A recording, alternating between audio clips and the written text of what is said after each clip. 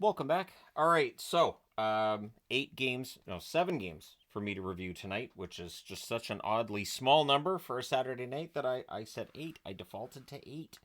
Even though I know it's 7, there's 4 on this board, 3 on that one, and I can get this recorded early. So, Columbus versus Boston. Tarasov versus Swayman. There's an early press by Columbus, but at 2:28, Brazeau buries a rebound to give Boston the lead. Lascelles and Carlo with the assists, and for Fabian Lascelles, this was his first game, so he gets a point in his first game. We then had a fight between Olivier and Kastelik. The shots are 4-2 Columbus at 5.5 minutes. Neither team was getting to the net very much after that point in time. Coyle then has a rush chance to save. The Bruins draw a power play. That's killed off. Peak has a shot after it's done that's held on to. Shots are 9-6 Boston with 3.5 minutes left, and it remains 1-0 Boston after 1. Second period, Pastrnak, he fires one wide on a rush. Columbus presses at 4 minutes. And then during a good forecheck, Geekie gets a play on a turnover, and he buries it at 6:29. So he wires that one from the slot. And then at 8:18 on a breakaway, Pastrnak roofs one. Geekie and Zacha with the assists, making it 3-0 for Boston. We get a 4-minute power play for Columbus. That's killed off. The Bruins press with 7 minutes left. Fantilli has a net feed that's picked off. Columbus presses in the final minute. Pastrnak has a breakaway. He hits a post. And as we went to break between the second and third period, he actually smacked his stick on the boards leaving. He was very upset that didn't go in. So that's how competitive he is. It's 3-0 after 2. Third period, early jump for Columbus. The Blue Jackets press at 2.5 minutes. Shots are 2-1 in favor of Columbus, 4 minutes in. Voronkov to Marchenko. There's a near miss there. And then at 6:06, Koepke buries one far corner on a rush. Makes it 4-0 for Boston. Olivier then has a fight with Zadorov. We have a power play for Columbus. That becomes 56 seconds of 4-on-4. Everything's killed off there. Shots are 5-4 for Boston with 5.5 minutes left. Sillinger has a wrister that's held. Boston wins this one 4-0. They go to 20-14-4 with the win. With the loss, Columbus 15-16-6 on the season. Shots on net, 10-7 Boston in the first, 11-6 Boston in the second, 7-5 Boston in the third. Final shots 28-18 for the Bruins. Power plays, Columbus 0-3, Boston 0-2. The hits 30-22 for Boston. Tarasov saves 24-28. Swayman was not busy. He gets the shutout. 18 saves on 18 shots, and it means that in this back-to-back series between the two teams, both teams won one. All right, moving along. The Washington Capitals and the Toronto Maple Leafs. So it's Thompson versus Murray. Wilson has a rush chance that's held. Shots are 4-1 Toronto at 3 minutes. And at 3:14, Tavares scores from Benoit and Pacioretty. So very good start for Toronto, and they're ahead. Caps press for a response. Wilson has a slot shot that's held. And then at 4:46, Mangiapane goes 5-hole on a turnover opportunity. Lapierre with the assist. That makes it 1-1. Caps press at 7 minutes. Nylander to McMahon. That gets picked off. And at 8:54, Chychrun scores to make it 2-1 for Washington. Van Riemsdyk and Radish with the assists. Shots are 10-6 for Washington at the half. Keep in mind, Toronto had 5 of the first 6 shots in this game. Nylander's robbed in close. The Caps press with 3 minutes left. And then Nylander has a fast break. That's saved. It's 2-1 Washington after 1. Second period. Domi to Robertson gets picked off. Shots are 3 apiece at 4.5 minutes. The Caps press at 6 minutes. And at 8:10, on a rush, McMahon buries his own rebound. Domi and Marner with the assists. Ties the game at 2. The Leafs look for the lead. Holmberg has a net feed that's picked off. And then after a failed clear by Toronto, Washington gets the lead back. Dowd buries a cross-ice pass. Sandin and Mangiapane with the assists at 9:53. Makes it 3-2 in favor of the Capitals. There's a near miss for Marner as the Leafs press. Things get pushy on a hold by Thompson. We get a power play for Toronto. That's killed off. 2 shots on net. The Leafs press. They're kept to the outside. It's 3-2 Washington after 2. Third period. Good early forechecking by the Caps. We get a power play for Toronto. That's killed off. Shots are 3-1 for Toronto at 4.5 minutes. Leafs press at 5.5 minutes. Holmberg fires one wide from the slot. We get a power play for the Capitals. Ovechkin has a wrister that's held.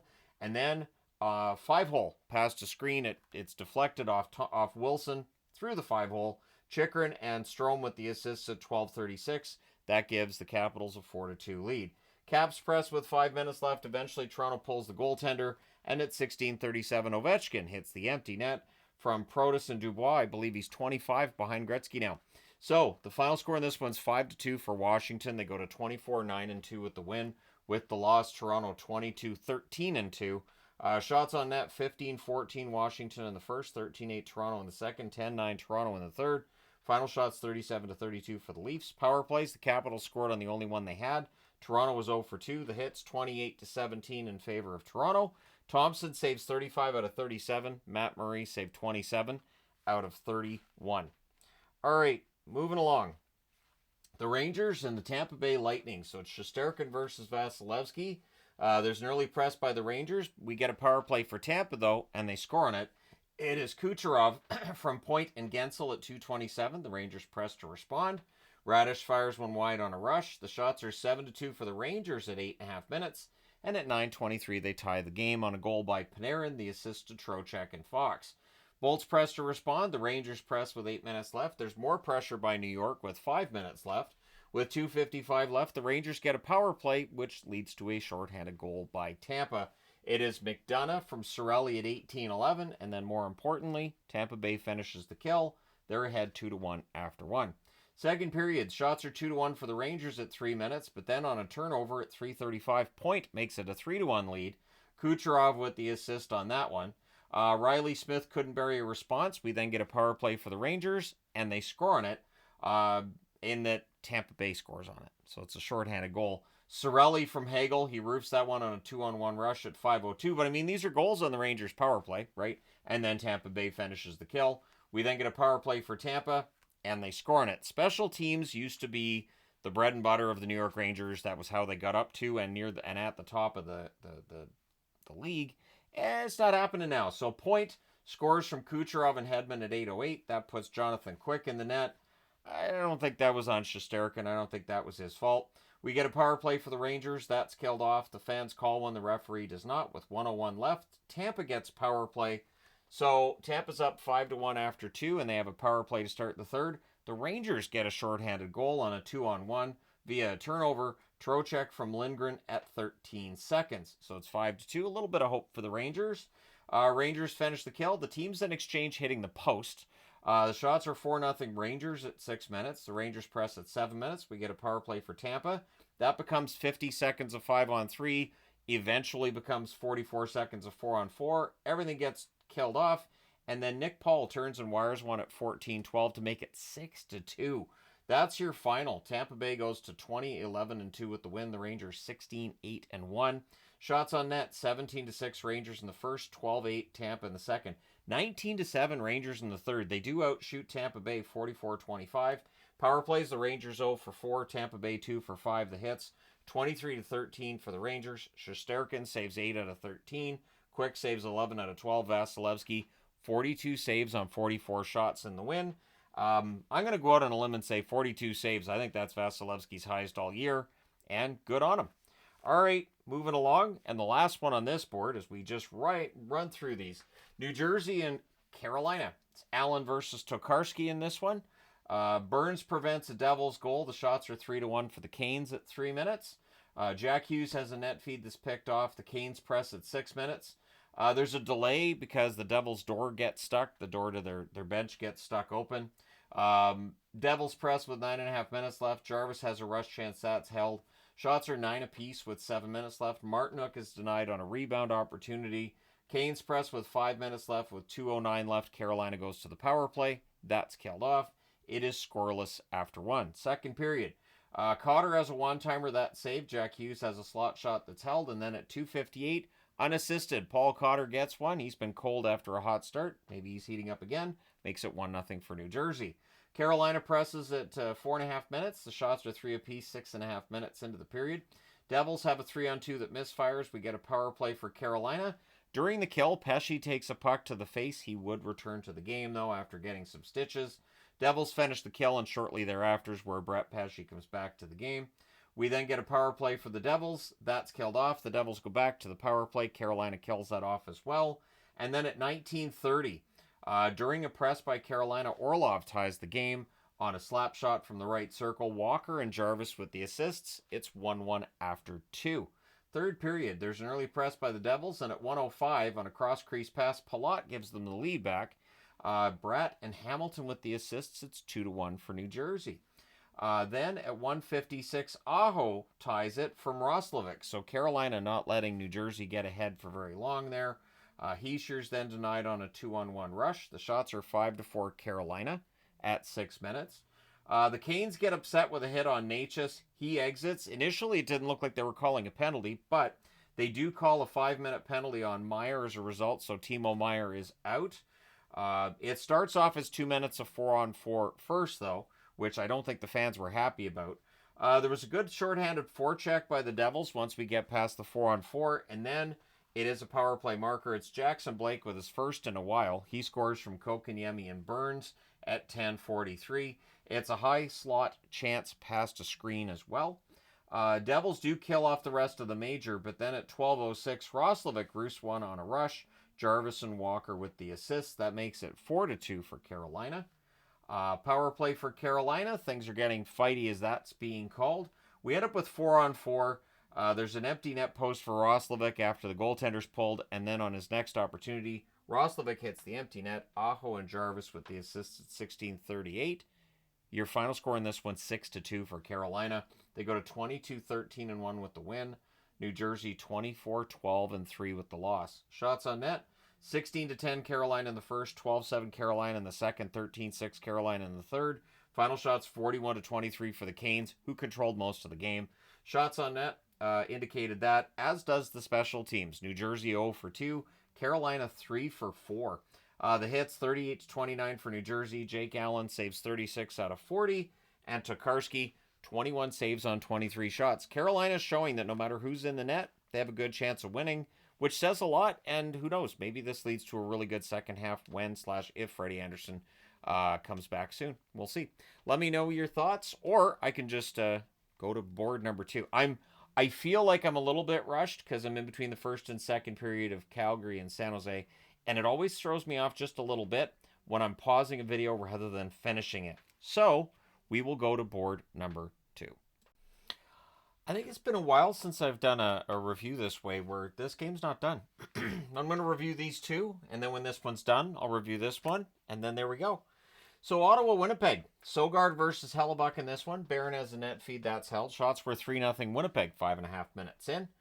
Barron to Kupari, there's a near miss there. We get a power play for Winnipeg. That becomes 4-on-4, and then it becomes a Sens power play, and they score on it. Stützle from Batherson and Tkachuk at 10 minutes and 40 seconds. The Senators came into this game 15-2 when they score first, so pretty strong track record there. Things get pushed and a hold by Sogard. Pinto nearly adds one. Hellebuck holds there. The Jets press in the final minute. It's 1-0 for Ottawa after one. Second period, early jump for the Sens. The Jets get some pressure at 2.5 minutes. We then get a 4-minute power play for the Senators. And at 4:03, which is during the first 2 minutes of the 4-minute power play, Gregg scores from Chabot and Giroux. So it's 2-0 for Ottawa in Winnipeg. They've taken the crowd out of it. Winnipeg does kill off the second of the 4-minute power plays. So the second 2 minutes are killed off. We get a power play for the Jets. That's killed off. The shots are 6-1 Ottawa with 9.5 minutes left. And then at 12:46, Connor wires one from the slot to get Winnipeg on the board. Scheifele and Morrissey with the assists. And then at 15:01 on a fast break, Scheifele goes to the backhand and he scores to tie the game. Ehlers and Miller with the assists. The Sens press with 3 minutes left. The teams trade rushes. Heinola has a rush chance that's held. We get some pushing. The Jets press in the final minute, but it's 2-2 after 2. Third period. Early press by Ottawa. The shots are 3-0 for Ottawa. 3.5 minutes in. The Jets press at 4 minutes. The Sens block. We get a power play for Ottawa. Nemesnikov nearly gets a shorthanded goal during that. That power play is killed off. Sogard holds, but he takes a penalty on the play. It was a nice hold by him too, but then he trips a player. And on that power play, Winnipeg scores. It is Velarde from Ehlers and Connor at 9:47. And then after Pinto has a near miss on a 2-on-1 rush, the puck goes the other way, and Ehlers scores on a rush with the pass from Stanley being the lone assist at 11:19, makes it 4-2 for Winnipeg. So we were that close to 3-3, and instead it's 4-2. Sens press with 5 minutes left. They would pull the goaltender. Tkachuk's denied during the 6-on-5 play, but Winnipeg wins 4-2. They go to 26-10-1 with the victory. With the loss, Ottawa 18-15-2. Shots on net, 9 apiece in the first, 9-6 Ottawa in the second, 17-8 for the Sens in the third. Final shots 35-23 for Ottawa. Power plays, Ottawa 2 for 4. Winnipeg 1 for 3. The hits 21-15 for Ottawa. Sogard saves 19 out of 23 at one end. Hellebuck saves 33 out of 35 at the other. And so, yeah, Winnipeg with a big comeback victory. For Ottawa, there's a lot to work with here going forward. I don't think it's necessarily a huge upset per se. Just, yeah, interesting one. Anyways, and I mean, not a huge, okay, upset's the wrong way to put it. It is a nice comeback victory for Winnipeg. They're one of the top teams in the league, so I don't see this as being like a sign that Ottawa choked away the win. There, that's a better way to put it. All right, next up, and last one before I go back to watching some hockey for a third period. Jarry versus Sorokin, as it was Pittsburgh in New York to play the Islanders. Early power play for the Penguins. Tomasino has a wrister that's held. That power play is killed off. Shots are 3-0 for the Penguins at 3.5 minutes. The Islanders score on their first shot, but goalie interference challenge brings that off the board. No goal.